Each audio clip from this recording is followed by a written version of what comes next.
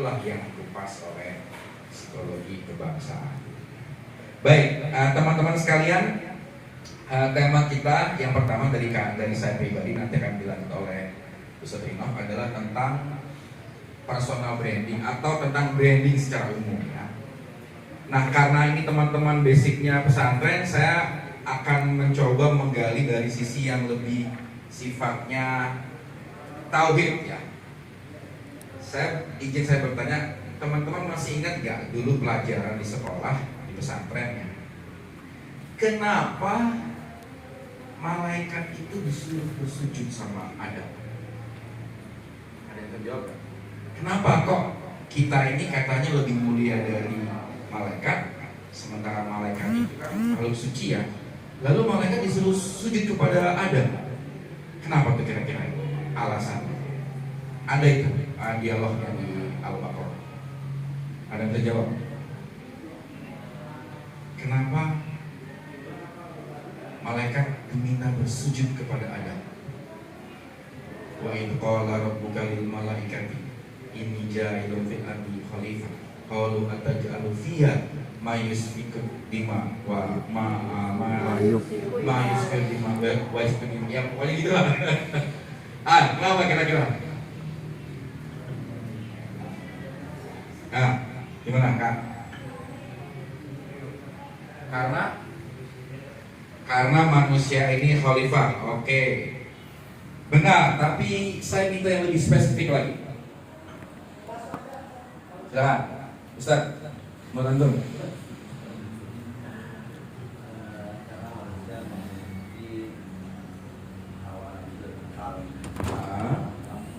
Karena manusia memiliki hawa nafsu dan akal yang lengkap, kemudian dia bisa memimpin gitu ya. Itu yang membedakan dia dengan malaikat. Oke. Benar, tapi saya minta yang lebih spesifik lagi. Nah, dari akhwatnya ini, apa pendapatnya? Kenapa? Atau secara logis saja, kenapa kok malaikat disuruh sujud kepada Adam? Itu penjelasannya ada di Al-Baqarah 30 ya. Ketika wa 'allama Adamal asma'a kullaha tsumma araduhum 'alal malaikah. Kan dialog Allah sama malaikat itu kan kurang lebih begini. Hai malaikat, aku akan menciptakan seorang khalifah, seorang manusia. Wah, yang benar ya Allah. Kok bisa antum menciptakan manusia sebagai khalifah? Katanya kan begitu. Dan konon manusia itu kerjaannya berantem, berkelahi, saling menjelekkan, menumpahkan darah. Lalu bagaimana bisa dia memimpin menjadi khalifah di muka bumi? Wa nahnu nusabbihu bihamdika wa nuqaddisu lak. Sedangkan kami para malaikat kerjaannya tawaf di aras, tasbih subhanallah walhamdulillah wala ilaha illallah wa nuqaddisu, dan kami terus mensucikan kamu. Kenapa bukan kami yang dipilih? Kenapa manusia-manusia itu yang kerja kita berantem, menumpahkan darah, perang Ukraina Rusia gitu, ya kan hari ini kan? Kenapa ya Allah? Kira-kira begitu kan? Malaikat protes. Terus kata Allah, aku lebih tahu apa yang tidak kamu tahu. Sebagai buktinya, ya, sebagai buktinya, nih lihat nih, kekhususan, kekerenan Nabi Adam. Ketika Nabi Adam wa'alama Adamal asma'a, yang saya katakan asma, nama-nama. Nabi Adam menerangkan nama-nama. Nama-nama itu adalah definisi. Definisi itu adalah pengetahuan. Ketika ditantang, kamu bisa malaikat ini? Kamu tidak tahu, kami hanya tahu apa yang sudah kamu ajarkan. Engkau belum ajarkan. Nah, ketika ada menerangkan bumi adalah, langit adalah, batu adalah, disitulah yang menjadi keunggulan apa? Pengetahuan. Pengetahuanlah yang membuat Adam lebih tinggi derajatnya daripada malaikat yang setiap hari bertasbih. Nah, apa konteksnya dengan materi Personal Branding ini? Konteksnya adalah rahasia nama. Walillahi asmaul husna. Allah saja memiliki nama-nama yang agung. Ar-Rahman, Ar-Rahim, Al-Malik, Al-Qudus. Itulah pentingnya rahasia sebuah nama. Nah, saya bisa, belum ada absennya ya. Saya bisa. Oke. Antum siapa nama antum? Hah? Rizky. Nama lengkap apa? Muhammad Rizky Amrullah. Muhammad Rizky Amrullah. Kita sepakat ya bahwa nama-nama itu sangat baik. Nama adalah alamat kebaikan kepada seseorang. Kan begitu. Kita kalau kirim Fatihah ila hadrati Muhammad Rizky Amrullah. Kan begitu. Kalau alamatnya salah, maksudnya ke Rizky tapi ila hadrati Imam Ratrioso. Fatihahnya ke Imam Ratrioso. Itulah pentingnya nama. Muhammad Rizky Amrullah. Muhammad sudah pasti Nabi kita, Rasul kita, pembimbing kita, pemberi syafaat kita. Rizky apa dia Rizky? Rizky, rezeki ya, Rizky atau rezeki saya. Amrullah apa artinya? Hah? Perintah Allah. Berarti kurang lebih artinya adalah Muhammad yang menerima rezeki atas perintah Allah. Berarti nama beliau ini adalah sebuah doa dari kedua orang tua. Muhammad Rizky Amrullah. Mbaknya siapa namanya? Dia. Hah? Dia nama lengkapnya? Dian Sondang Nur Islami. Ayo, tafsirkan sendiri namanya itu apa? Cerita apa filosofi di balik nama? Jadi kalau kata orang tua saya tuh Dian itu pelita. Dian pelita, oke. Iya, Sondang itu dari bahasa Batak. Loh, kamu orang Batak? Enggak juga. Sondang. Sondang Ya. itu artinya terang. Terang.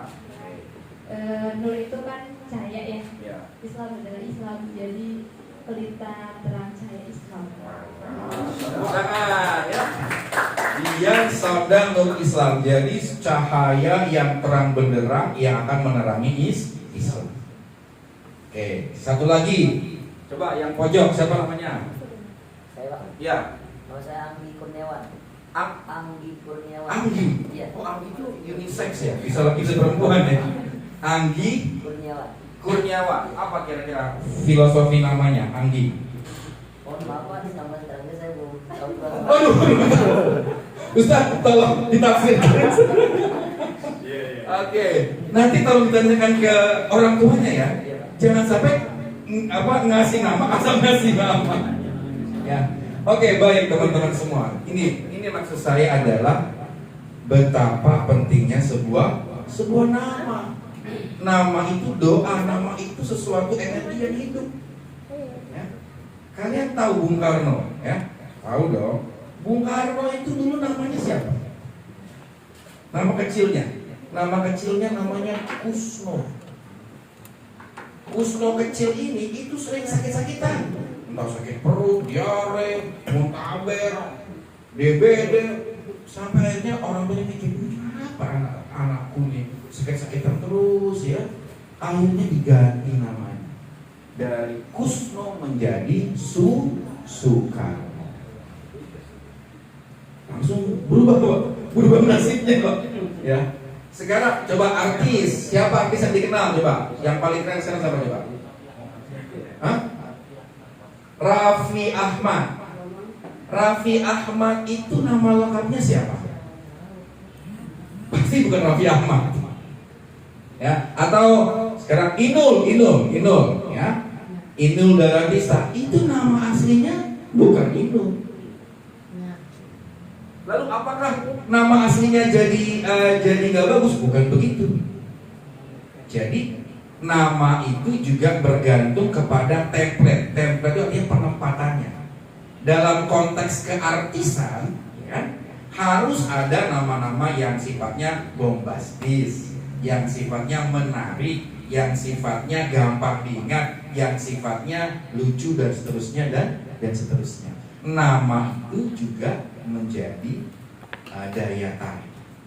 Nah, itulah yang mau saya sampaikan adalah itulah pentingnya nama. Nama tidak lain dan tidak bukan juga menjadi sebuah brand, merek brand. Berarti kita semua ini, anda semua, teman-teman saya semua itu adalah pemilik brand. Brandnya apa? Ya nama kita. Anggi, dia, Rizky itu brand. Imam, Rino, Subang itu brand. Bahkan brand kita itu abadi sampai akhirat. Kan begitu. Nanti kan katanya Yaumul Hisab dipanggil, Anggi sini, ya? Man buka kan begitu kan? Maza amaluka, kamu ngapain aja selama 50 tahun hidup? Kan nggak mungkin Anggi dipanggil siapa? Dipanggil siapa gitu kan? Enggak. Ada nama aslinya kan begitu. Nah, itulah bagaimana sekarang kita per hari ini menjaga branding kita, menjaga nama kita. Itu personal branding sebenarnya. Sesimpel itu, sesederhana itu. Ya, oke, apa Ustaz? Dilanjut. Oke, sekarang kita kalau lihat merek-merek ini merek apa nih? Nike, ini BMW. Oke, kita bicara kesan ya. Antum, maaf. Ketika melihat Just Do It merek Nike, apa yang tergambarkan dalam pikiran? Siapa namanya? Kasa. Apa yang tergambar juga? Persepsi Nike itu apa? Sepatu. Baju. Oke, baju yang bagaimana? Yang kualitasnya bagus, mahal, begitu kan? Oke, apa lagi kita? Nike. Ya, maksudnya ini ya, nilai-nilai kualitasnya. Baju yang mahal, baju yang bagus, apa lagi? Baju yang premium. Kalau Kak Hasan melihat orang pakai lagi olahraga pakai kaos Nike, kesannya terhadap orang itu gimana? Orang kaya, gitu kan? Beda kan kalau lihat orang lagi olahraga tapi pakai kaos tanpa merek, beda kan? Di sampingnya ada orang pakai kaos Nike, beda kan? Kita cenderung lebih menghargai orang yang pakai kaos Nike. Betul ya? Itu kekuatan sebuah brand. Sekarang BMW. Gampang nih BMW. Kak siapa namanya? Kak Irma. Oke, Kak Irma, apa persepsi Kak Irma ketika sebelum ke mobilnya ya? Sebelum ke mobilnya dulu nih. Ngelihat logonya aja. Simple.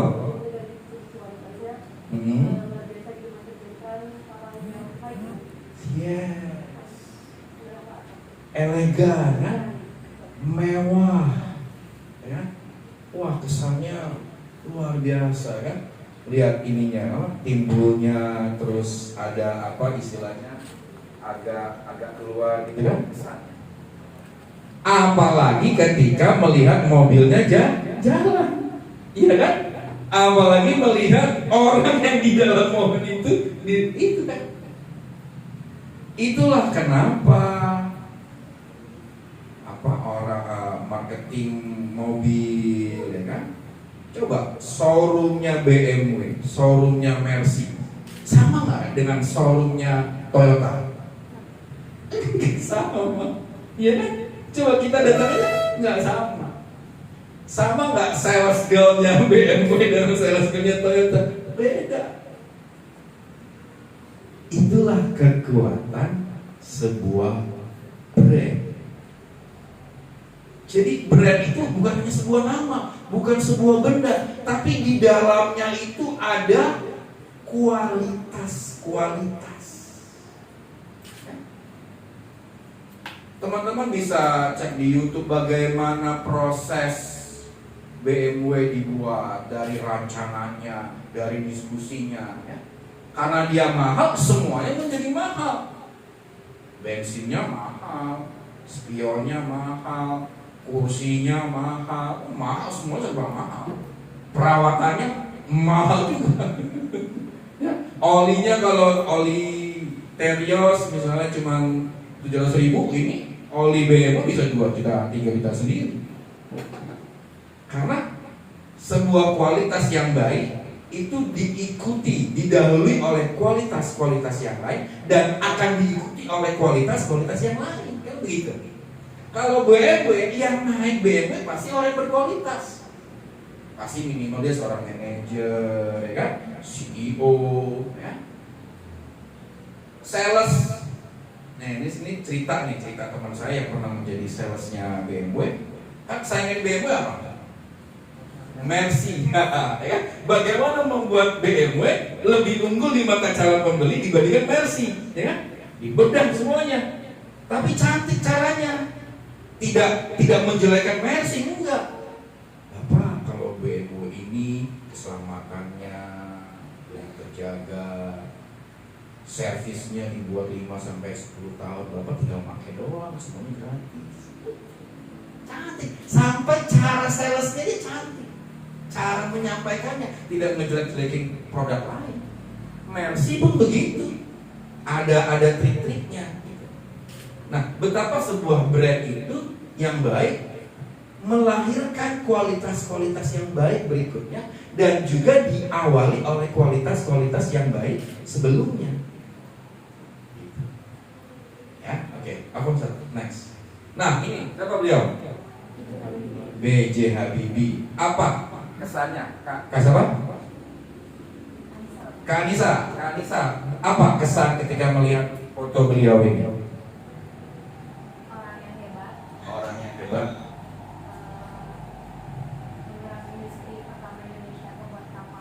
Penggerak industri kapal pertama Indonesia. Oke, bagus. Siapa lagi? Islam. Kok presidennya enggak disebut? Iya, betul, semuanya betul. Presiden yang tidak lama memimpin Indonesia, tapi prestasinya tidak pernah bisa dicapai oleh presiden-presiden setelah menurunkan angka dolar dari berapa? Dari 15.000 ke 20.000 ya, sampai 10.000 waktu beliau mengadakan pemilu pertama tahun 99. Dan yang paling keren, ikhlas mengundurkan diri, nggak mau maju lagi. Kalau sekarang, ini gue jadi orang politik lah.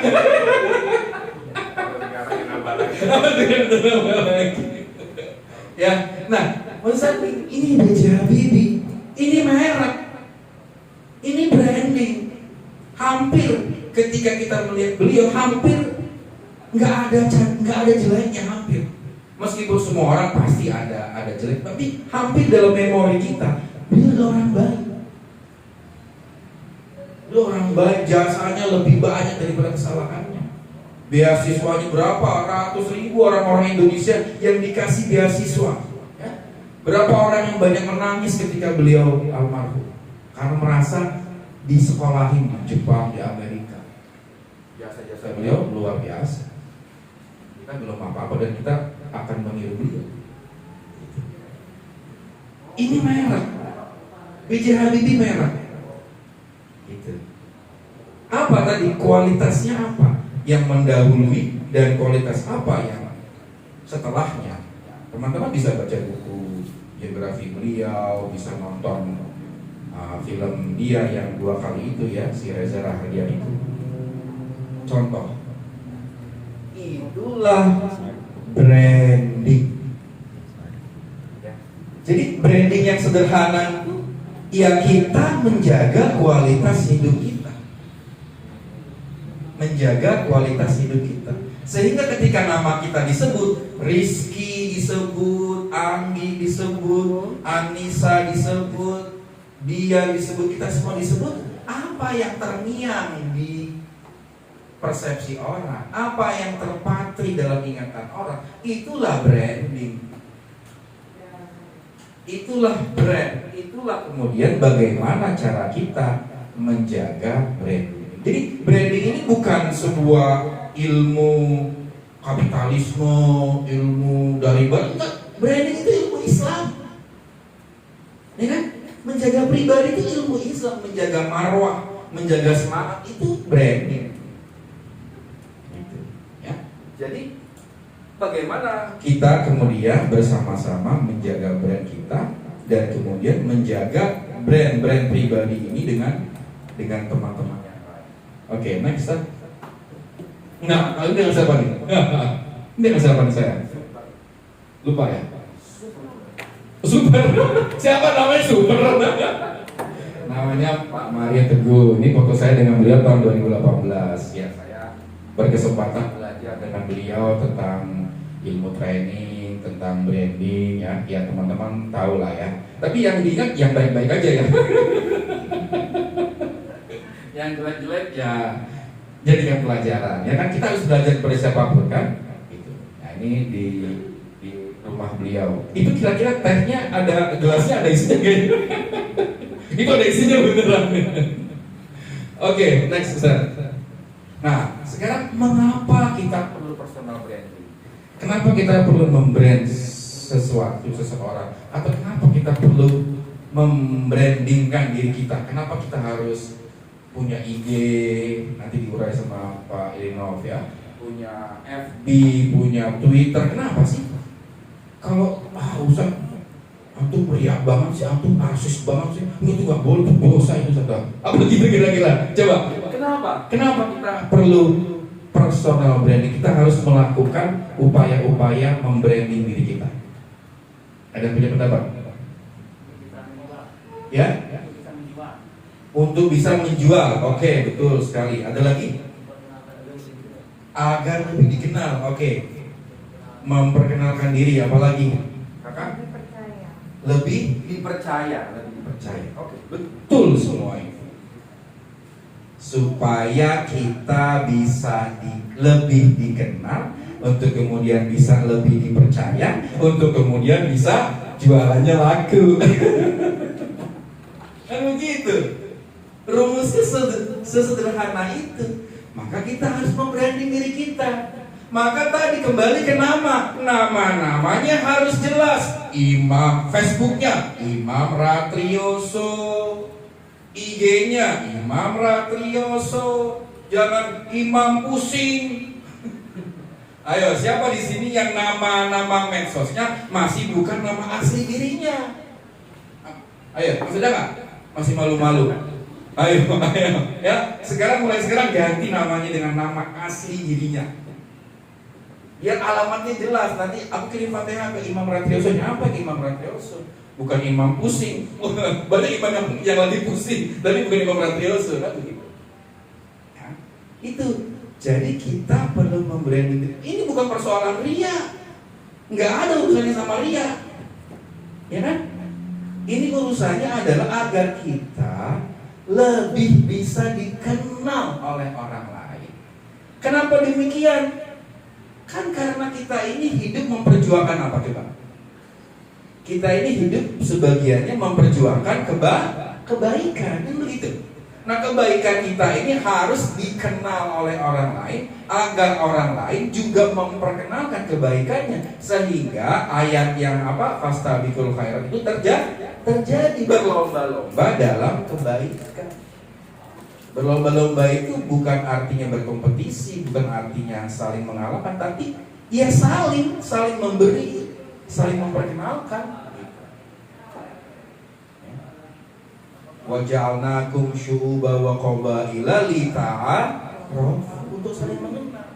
Berarti ketika kita semua nih, Anggi semuanya sudah mempromosikan dirinya, kamu punya apa?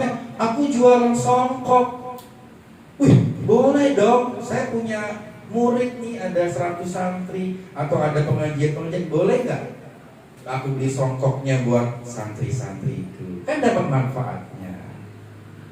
Oh, Anggi jualan apa? Anggi jualan ini, jilbab, ya kan?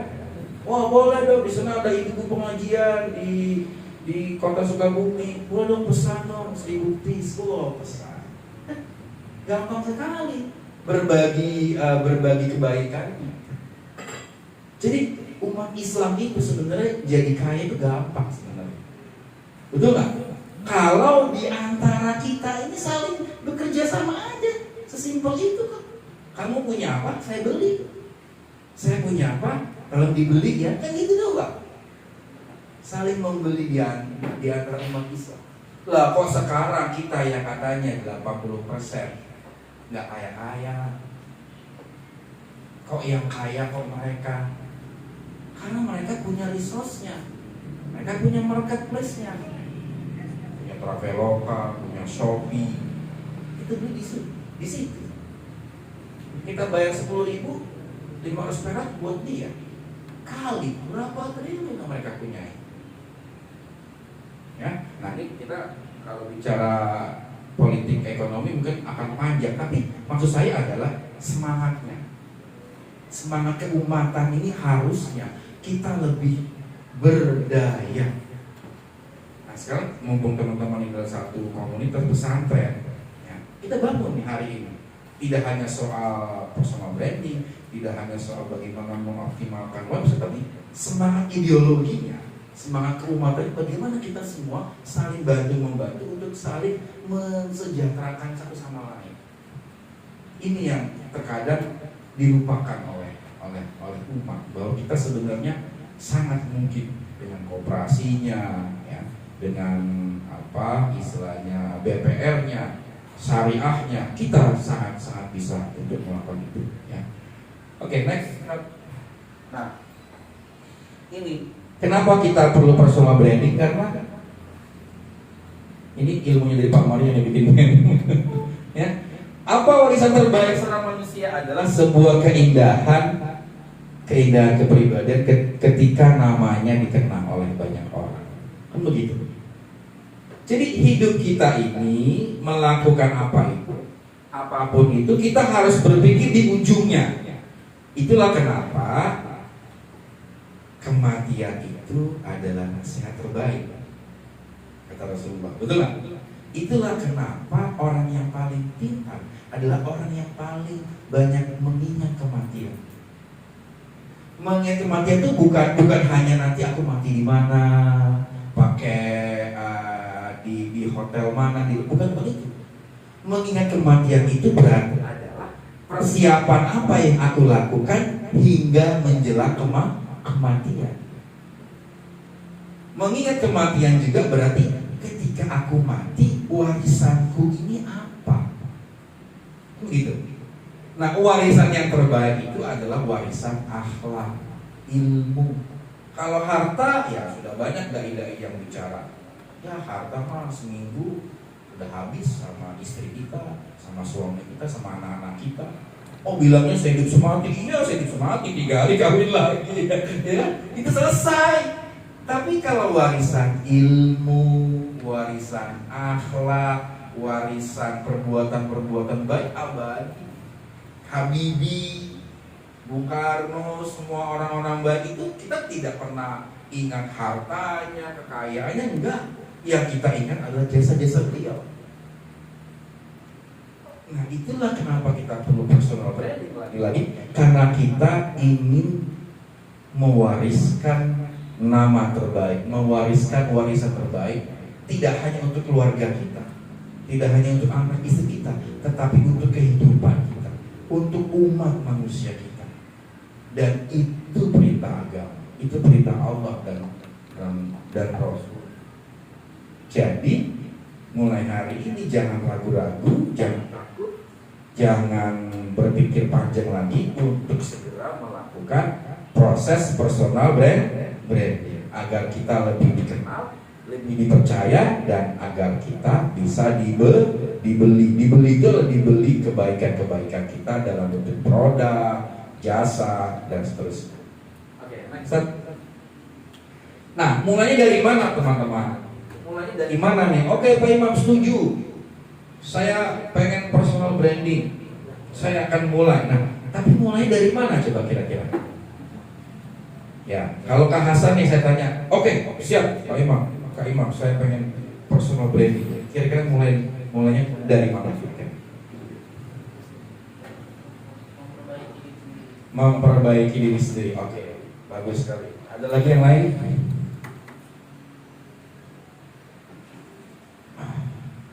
Dia apa? Kira-kira mulai dari mana? Potensi yang dimiliki. Oke, tepat sekali ya. Mulailah dari visi besar hidup kita. Teman-teman percaya kan, teman-teman ini dilahirkan, diciptakan Tuhan kan gak main-main, betul nggak? Aku menciptakan manusia dalam keadaan yang terbaik. Ya, kalau kita urut lagi di ilmu perkembangan, saat kita zigot masih bentuknya neonatal itu, saat bapak dan ibu kita saling mencintai dalam sebuah waktu, jadilah kita. Kita ini adalah orang. Kita adalah unsur-unsur terbaik dari sekian sel-sel manusia, miliaran, triliunan yang jadi itu kita. Berarti kita ini adalah bukan hanya berpotensi, bukan hanya berbakat, tapi sudah istilahnya udah distempel sama Allah. Kita adalah para juara. Kalau sudah terpilih menjadi para juara, berarti kita pasti dijadikan oleh Allah, dititipkan sama Allah sebuah visi. Nah, visi itulah yang kita cari masing-masing. Visi besarnya secara umum ya menjadi khalifah, secara umum ya beribadah, itu tuntunan agama yang generik. Tetapi visi-visi yang sifatnya spesifik hanya teman-teman yang memahaminya. Dan itulah perjuangan teman-teman untuk menemukannya. Setelah menemukannya, menjalankannya dalam tugas pribadi teman-teman. Ya, saya hari ini menjadi seorang psikolog, berarti amanah saya adalah bagaimana saya menggunakan ilmu psikologi saya untuk memperjuangkan kebaikan, memberikan perdamaian, menyenangkan orang. Ya, itu tugas saya. Teman-teman juga begitu. Hari ini sebenarnya tanpa harus berpikir panjang, sebenarnya sudah ditaruh sama Allah. Kamu tuh di sini. Dia ditaruh di Dallas, betul nggak? Iya kan, berarti tugasnya kamu harus berbuat baik di Dallas. Antum di pondok apa? Hah? Oh, di rumah baca. Berarti Allah sudah menempatkan di rumah baca. Berarti tugasnya apa di rumah baca? Visinya apa? Oh, menjadi rumah baca yang bagus, banyak orang-orang mau baca, senang literasi. Itu tugas kita. Sesederhana itu. Nah, setelah dapatkan visi besarnya, nah barulah brandingnya jalan. Oh, bagaimana? Nah, itu turunan-turunannya akan muncul dengan sendirinya. Nah, ini penting sekali. Arah itu penting sekali. Negara itu arahnya ya dulu GBHN, Undang-Undang Dasar, NKRI itu arah sama seperti kita berkendaraannya. GPS-nya mana nih? Oh, sini kemarin. Kan penting arah. Sebelum kita ini nanti kan tujuannya kan ditanya kemana kan gitu kan? Kemana? Oh, ke Kota Sukabumi, ke Baros kan ditanya kemana? Kemana itu penting. Nah, kita ini terkadang sering lupa, sering abai, sering lengah terhadap arah-arah daripada hidup kita. Ya. Oke, next step. Nah, bagaimana caranya? Ya, caranya tadi nanti akan diuraikan dengan sangat spesifik selama 2 hari ke depan oleh Ustadz Rino. Ya. Nah, kalau tadi Kak Hasan mulai dari potensi memperbaiki diri. Ya. Nah, kalau memperbaiki diri itu kan sifatnya ke dalam. Nah, sekarang kita harus berpikir bagaimana keluar. Nah, yang sederhana kalau keluar, jadilah pribadi yang menyenangkan. Betul nggak? Jadi pribadi yang menyenangkan, jangan pribadi yang umpetin gitu kan. Jadilah pribadi ketika kita duduk dengan siapapun, di kiri kanan kita senang. Itu aja. Sekarang kita ukur diri kita ini orang yang disenangi apa enggak sih? Oke, pejamkan mata sejenak, kita ingat teman-teman kita gitu ya. Ketika ingat teman-teman kita, kira-kira teman-teman kita ini ketika ketemu kita atau mengingat kita senang apa enggak sih? Itu aja ukurannya. Betul nggak? Oh iya betul. Pernah nggak kalian teman-teman semuanya ngumpul mungkin 3-4 orang, lalu tiba-tiba ada orang datang gitu, yang perkumpulannya bubar. Pernah nggak? Atau minggu pernah nggak dengar cerita itu? Iya, itu fakta, betul kan? Itu Jadi orang datang pertemuan bubar. Entah karena takut, entah karena sebel gitu. Itu fakta ada, banyak orang bercerita.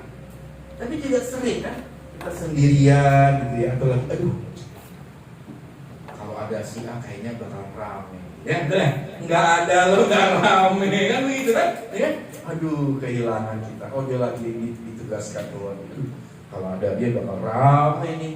Kalau ada dia nih bakalan selesai nih persoalan kita nih ya. Kita nggak pusing kayak begini. Nah itu. Jadilah pribadi yang menyenangkan, pribadi yang ditunggu-tunggu, pribadi yang dinanti kehadirannya dengan apa yang dia miliki. Kita harus jadi pribadi yang menyenangkan, pribadi yang membawa berkah bagi orang lain. Kan kita tuh diajarin assalamu alaikum warahmatullahi wabarakatuh. Keselamatan, rahmat dan berkah kepadamu. Berarti kita harus memberikan keselamatan kita, memberikan rahmat kita, memberikan keberkahan kita kepada orang lain. Itu sudah ada dalam salam yang diajarkan oleh Rasulullah. Oke, next. Nah, yang paling gampang adalah senyum aja deh. Ya, senyum aja kepada siapapun. Ya, nggak perlu uang, nggak perlu kalau yang cewek-cewek nggak harus ke MS Glowing, nggak harus ke RH ya, nggak perlu modal banyak, cukup senyum saja. Coba saya pinjam ada ini kan, ada kertas apa ya?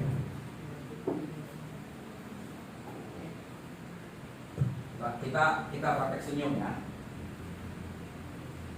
Saya senyum kan? Senyum ya? Senyum ya? Oke, sekarang.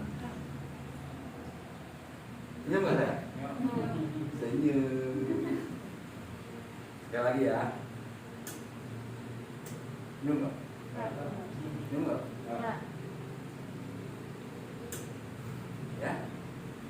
Meskipun pakai masker, orang senyum itu tetap kelihatan.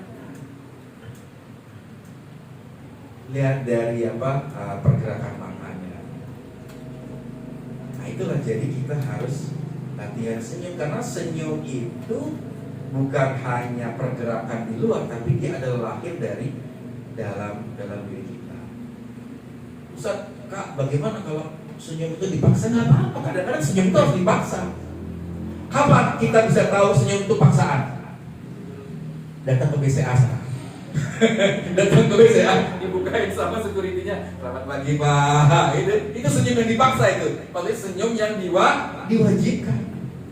Kan kalau nggak dia bisa dipecat, ya kan?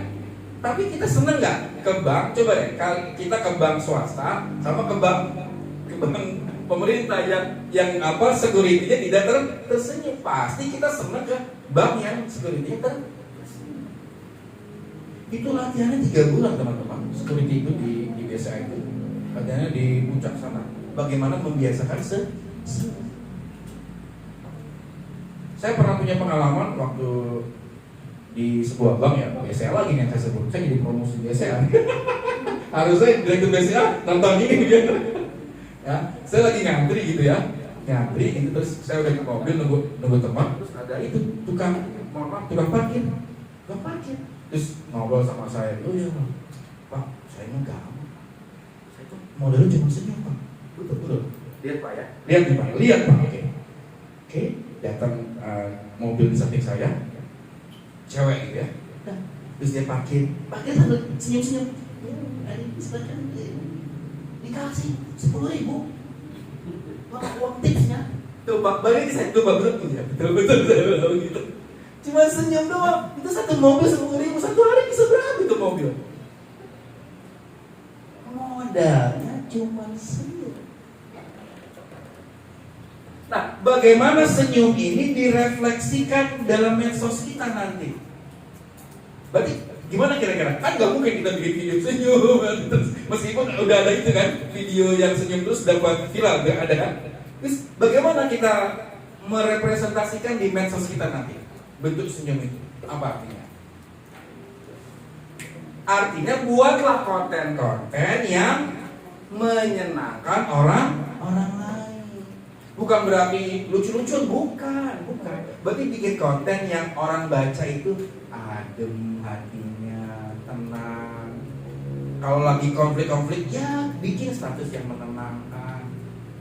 Jangan buat status yang malah memprovokasi, nyiram bensin. Nah, kenapa demikian? Karena secara instinktif manusia itu suka disenangkan, suka dihibur.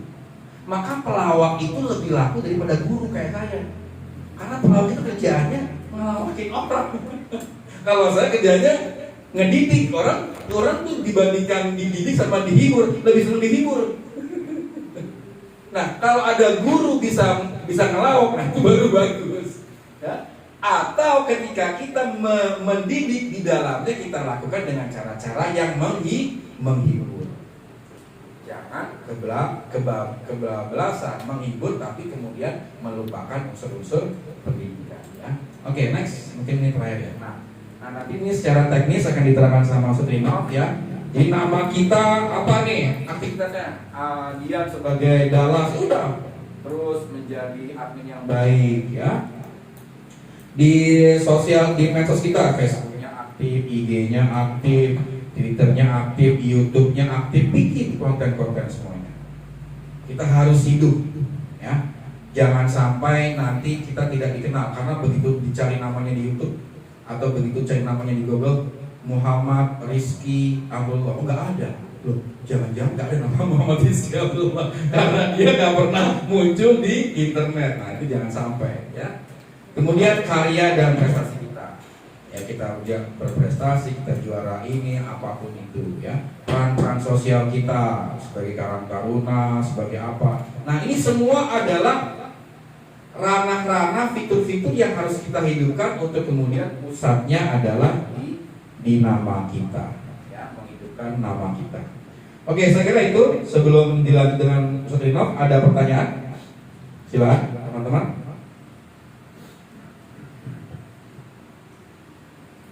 Ada pertanyaan tentang personal branding? Kenapa kita harus membranding diri kita? Silakan. Dari ACT mungkin, benar?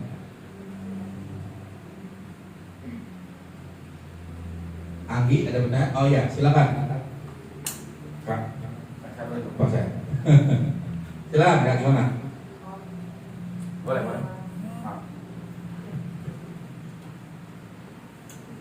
Assalamualaikum warahmatullahi wabarakatuh. Waalaikumsalam.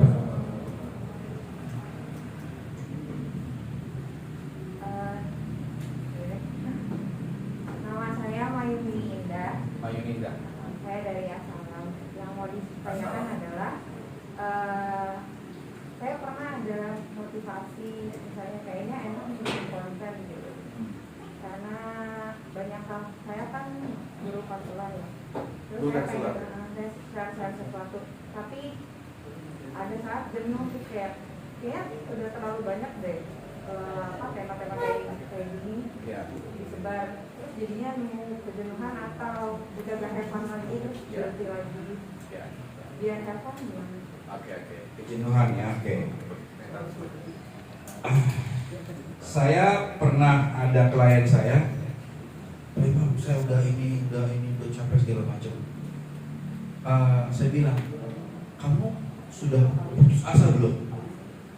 Belum, oh jangan. Kamu datang lagi sampai kamu putus asa ke saya. Apa maksudnya? Orang kalau sudah putus asa, itu dia ibarat jalan itu dia udah mentok. Berarti kalau dia udah mentok, dia benar apa salah jalannya? Logika sederhananya. Dia benar, karena dia berjalan. Hanya saja dia mencapai titik putus asa tadi. Makanya bilang kamu kesini kalau kamu sudah putus asa. Berarti kalau kamu sudah putus asa, berarti kamu sudah coba ini, coba itu, udah nggak tahu kemana lagi, baru bertanya ke saya. Nah berarti ketika kita sudah putus asa, jenuh, itu sudah benar. Karena itu roadmap kehidupan. Itu roadmap kesuksesan. Ya. Silakan teman-teman browsing, tanya, semua baca. Semua orang sukses itu di bidang apapun pasti pernah mencapai titik itu. Titik putus asa, titik kejenuhan, titik bosan, titik marah, pasti pernah mencapai itu. Lalu apa yang membedakannya dengan orang lain? Orang sukses ini ketika mencapai titik itu, dia lanjut. Dia melanjutkan sampai dia betul-betul sukses. Nah, sedangkan orang lain dia mencapai titik putus asa tapi dia berhenti. Itu rumusnya. Teman-teman tahu legenda lampu bujar ini? Siapa yang menemukan? Thomas Alva Edison. Ada yang bilang dia mencoba sampai 1000 kali, ada yang bilang 99 kali. Tapi whatever, dia gagal berkali-kali. Bisa kebayang ketika dia gagal, dia berhenti, dia capek. Aduh, ini kayaknya bukan perintah gua. Ini kayaknya bukan visi gua. Gua berhenti. Hari ini kita masih di zaman batu. Betul nggak? Siapa lagi sana? Columbus, apa lagi lah? Atau yang muslim siapa lagi itu kan? Apa tuh? Ceritanya Thorin Ginzet itu yang menaklukkan Gibraltar kan? Ayo, kalian mau ngapain kamu? Di depan kalian ini laut. Di belakang kalian itu sampan-sampan kamu tuh saya bakar. Mau ngapain kalian? Kan begitu. Mau ngapain? Mau balik tapi ratusan kilometer, mau maju tapi itu ada laut. Begitulah pemimpin, dia paksa, nggak ada pilihan lain kecuali maju. Nah berarti kalau kakak jenuh, ya itu udah benar, tinggal melanjutkan bagaimana mengalahkan kejenuhan. Di sana akan muncul alternatif, solusi baru, bertanya, mencontoh. Semua orang sukses itu pasti telah melakukannya berkali-kali. Semua orang sukses pasti cerita kesedihannya, cerita kegagalannya, cerita keputusasaannya lebih banyak daripada cerita suksesnya. Nah ini yang salah. Orang hanya melihat cerita suksesnya, tapi tidak melihat bagaimana tangisan dia, air mata dia, darah dia, nyawa dia, sakit dia. Itu gak pernah dilihat. Itu pula yang menyebabkan, ini pula kesalahan media kita. Yang diangkat adalah orang-orang sukses, apalagi yang hari ini bisa ya? Yang indra kayak segala macam. Dan itu semua bohong. Saya bisa menjamin itu semua bohong. Itu semua tipuan. Yang benar itu Agnes Monica, itu benar, berjuang dari bayi, dia udah berjuang dia. Yang benar itu siapa? Iis Dahlia, itu benar melalui prosesnya. Jadi kita proses itu tidak berbohong. Jadi sekarang kita harus berhenti. Ada orang menawarkan singkatlah, cepatlah, forex trading, itu semua bohong. Kenapa? Kenapa itu bohong? Karena mereka menyalahi hukum Tuhan. Itu aja Pak. Menyalahi hukum Allah. Ya. Nah berarti kakak gitu ya. Jadi kalau jenuh, ya sudah istirahat sebentar. Berpikir lagi gimana caranya. Semua harus sebutin dah semua. Mulai dari Abraham Lincoln. Abraham Lincoln itu jadi presiden setelah berapa kali gagal jadi senat, berkali-kali gagal. Yang paling gampang nih sekarang siapa Bambang Susatyo itu berapa kali gagal jadi caleg? Ya, semuanya begitu. Puas apa ya selain kenal? Tanya berapa kali dia gagal? Berapa kali dia waktu muhadoronya nggak pernah juara? Mungkin jualan kita mungkin. Ya kan? Itu semua begitu. Nah, jadi kita ini melihat orang sukses itu, kita ambil hikmahnya, kita ambil pembelajarannya, gitu loh. Karena kita harus menjadi diri kita yang sebenarnya. Tapi diri kita yang sebenarnya ini sebenarnya adalah kumpulan dari orang-orang lain. Itulah maksudnya anasul alfun kawai. Manusia satu itu kayak manusia 1000.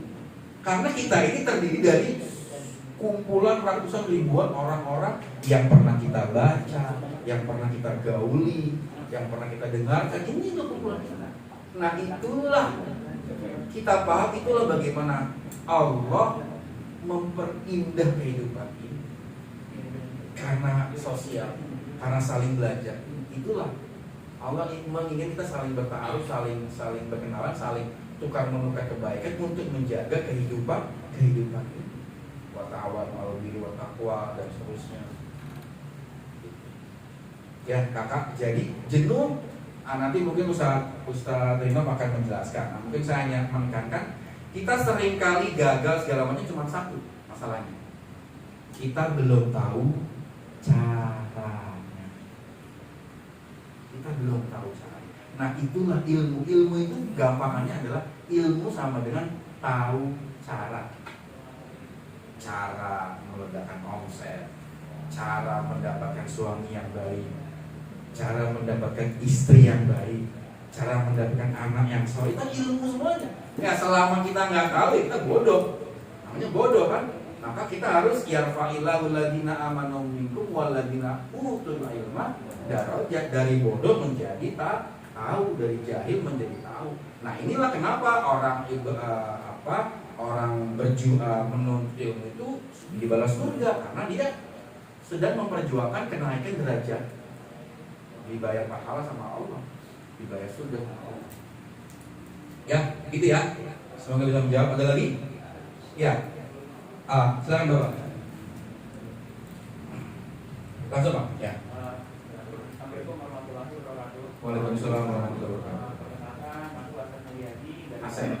dari Baros. Dari Baros ya. Tadi di awal ada penjelasan ya kan, membahas tentang personal branding yang Ya. hubungan dengan media kan. Ya. Nah, pemahaman saya pribadi sih ya, penting banget untuk bisa orang lain di luar sana khususnya dengan bisnis itu kita membranding. Yes. Karena memang orang lain juga, orang di luar sana juga cara pandangnya juga punya cara masing-masing. Yes. Nah saya khawatir ada bahasa ria di situ. Entah itu kita yang tahu doa, entah kita yang mungkin tahu tugas, entah kita yang mungkin yang tahu menggumbar gitu. Nah mungkin Yeah. yang saya tanyakan itu ada batasan-batasan nggak tadi? Pada saat kita melakukan personal branding itu supaya maksud tujuan kita juga tersampaikan, Yeah. supaya juga tujuan utama kita dalam berbisnis juga tersampaikan gitu. Ya. Betul, menarik sekali. Oke, bagus Kak Asep. Oke. Teman-teman tahu ya siapa Mark Zuckerberg, tahu ya? Tahu ya? Oke. Siapa Bill Gates, tahu ya? Oke. Siapa Jack Ma, tahu ya? Nadiem Makarim, tahu ya? Ya. Apa sih kerjaan mereka?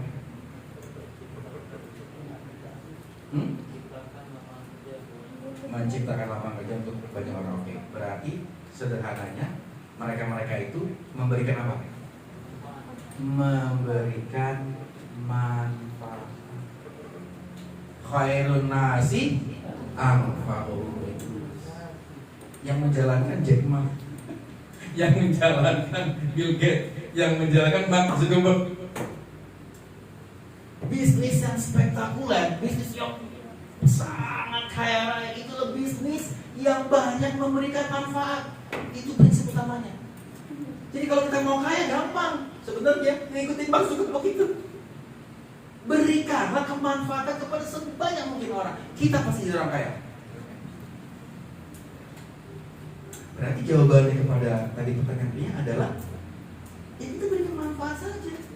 Kalau kita yakin produk kita, dan sekarang yang kita tawarkannya apa? Konsep apa? Produknya apa? Alat dapur. Alat dapur. Nah ya kan? Alat dapur apa dia yang lebih spesifik? Apa? Rice cooker atau apa? Alat dapur dari kayu, kita produksi langsung kalengan kayu. Oke. Kayak gitu. Ya, kan alat dapur berarti kan pasti ada manfaatnya kan? Tinggal Kak Asep mengeksplorasi manfaatnya, kemudian nanti prinsip-prinsip sales itu menumbuhkan kebutuhan dari orang lain kepada alat kita. Itu tugas marketing. Oh, apa dibandingkan alat yang non kayu? Ya udah itu saja. Nah, kita gedor segala macam ya karena saya ingin memberikan manfaat. Jadi dahulukanlah manfaatnya dulu sebelum bicara materinya. Karena materi itu sebenarnya, angka itu sebenarnya bukan persoalan logis, persoalan emosional sebenarnya. Ya, itulah kenapa saya rasa itu, aduh ternyata kalau pakai baju ini lebih cantik, lebih anggun, lebih kelihatan agak rapi. Oh gitu ya? Gitu ya? Berapa harganya? Ya kan? Nah itu, nanti tips-tipsnya tuh banyak lah, tips salah tuh banyak.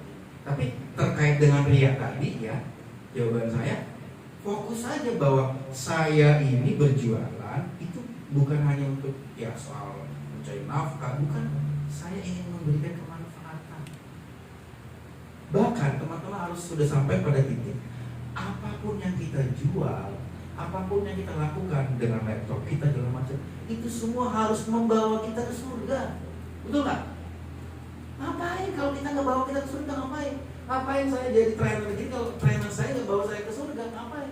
Kan jadi orang musyrik saya. Betul nggak?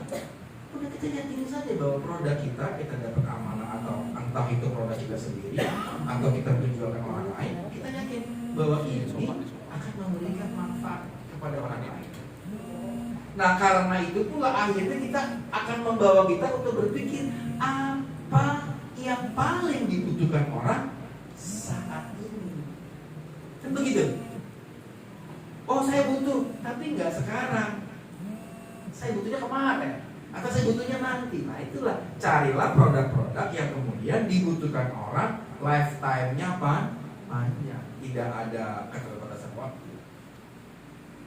Pemahaman inilah yang sedang dipraktekkan sama Ustaz Rino hari ini. Memberikan apa yang sedang dibutuhkan oleh banyak orang hari ini. Apa? Internet marketing, digital marketing.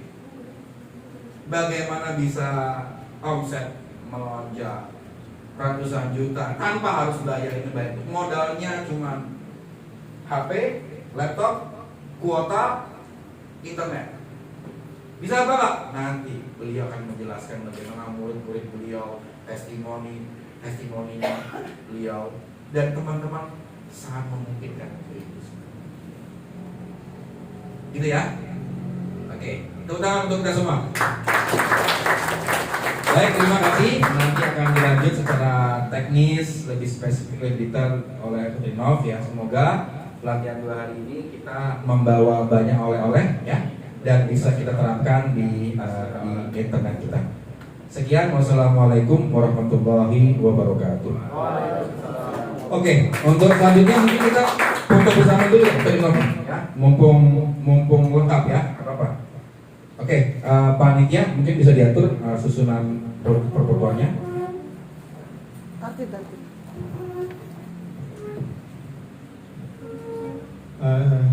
Baik, hadirin sekalian, sebelum kita lanjutkan ke materi kedua, kami ucapkan selamat datang kepada Ustadz Islam dari pesantren modern Madaniyah. Ya. Oh Madinah, oh iya. Ya, atas kasusnya. Jadi mari kawan-kawan semua, sebelum kita lanjutkan ke materi kedua tentang marketing digital, hari ini kita foto bersama dulu, dan tadi kita sebagai request dari materi, agar kemudian selanjutnya nanti kita akan fokus terus untuk masuk ke materi selanjutnya. Mari kita sebentar untuk mengambil foto terlebih dahulu. Ini yang menjadi background-nya.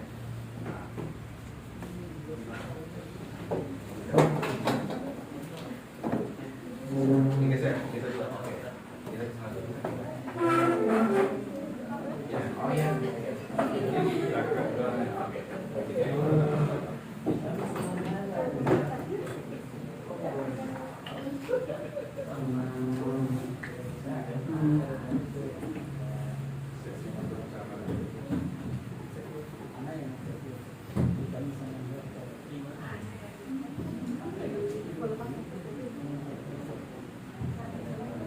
Oke, Kanu dulu Pak.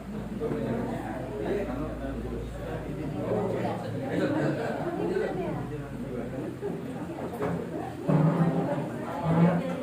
Oh ya.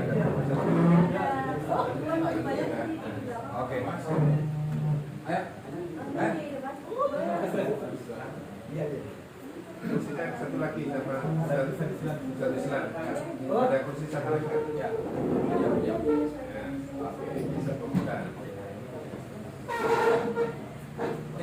Nah, boleh di belakang sama di sampingnya.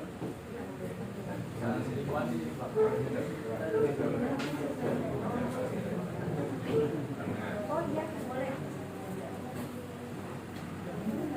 Yang putra di kanan, yang putri di kiri. Silakan.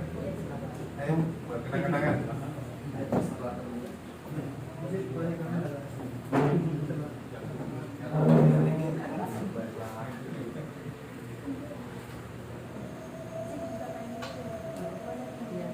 Dua sesi ya tentunya. Sesi pertama resmi dulu. Senyum jangan lupa kata satu. Imam tadi. Dan yang kedua baru narsis bebas. Ada resmi ada bebas. Yang ini kepanjangan, boleh nanti yang di bawah. Yang multinya ke depan. Yang multinya ke depan.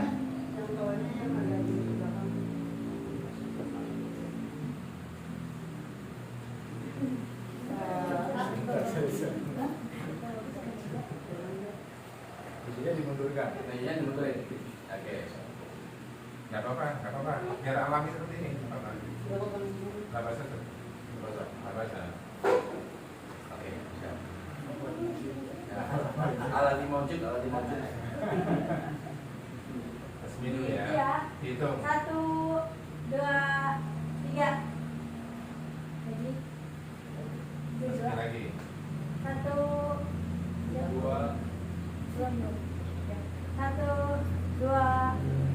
3.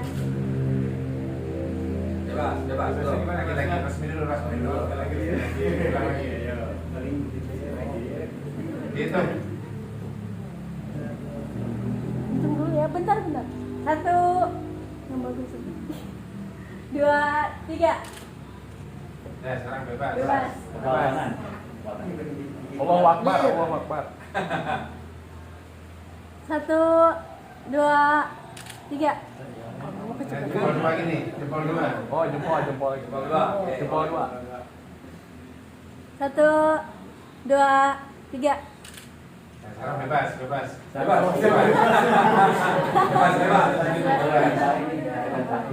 Oh, takbir. Video apa bukan? Video kamu hitung tuh. Oke. 1, 2. Takbir. Belum kan? Diulang. Yang belakang boleh ke atas tangan. Bisnis marketing Allahu Akbar. Boleh, sok, silakan di komando. Internet 1, marketing. 2. Internet marketer muslim. Oke. Allahu Akbar. Nah. Internet marketer muslim. Allahu Akbar. Oke, jadi ketika Rafila bilang 3, langsung internet marketer muslim Allahu Akbar. Oke, siap. 1, 2, 3. Internet marketer muslim. Allahu Akbar. Gimana? Masuk?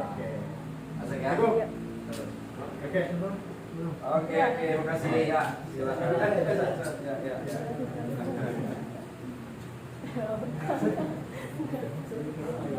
Ya pulang sekarang saya. Katanya lupa tadi.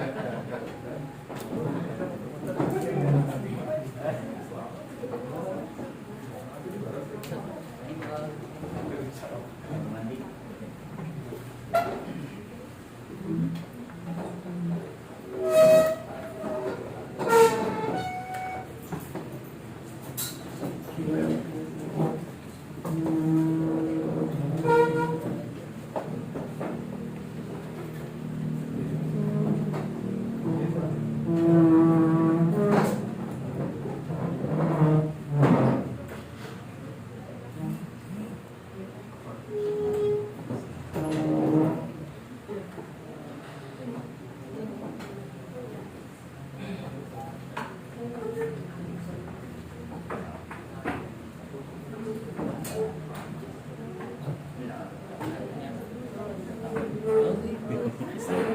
Ada di bawah juga, di bawah tangan.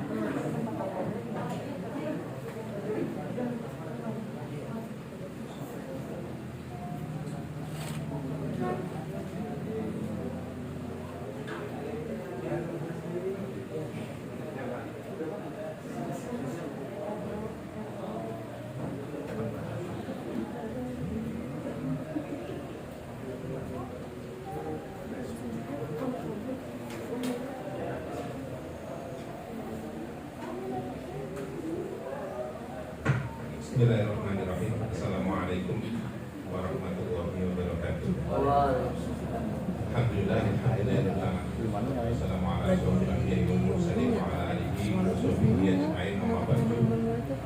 Alhamdulillah. Masih semangat kan? Masih semangat kan? Ini yang ditunggu-tunggu mungkin. Ditunggu-tunggu ya. Nyantai aja kita, jangan terlalu serius. Santai aja.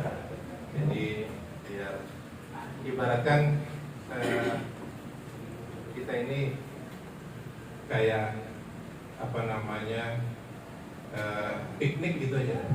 Anggaplah piknik gitu. Nggak kayak belajar-belajar pada umumnya di kampus-kampus atau di perkuliahan atau di sekolah-sekolah. Jadi dibuat relax, buat santai, ya. Kemudian fokus dan ibaratkanlah Anda ini seperti gelas atau botol ini yang kosong, belum ada airnya. Jadi kita biar bisa masuk ya, itu dulu. Lupakan sementara yang ada di rumah. Seperti itu. Jadi benar-benar bisa fokus selama 2 hari ini karena pelatihan ini akan full day sampai sore nanti, ya kan? Rundownnya kan sampai sore kita, sampai malam.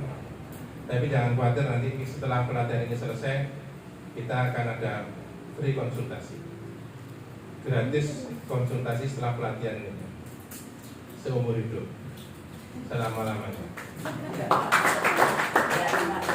Bagaimana? Sepakat ya? Maka kita akan buat komunitas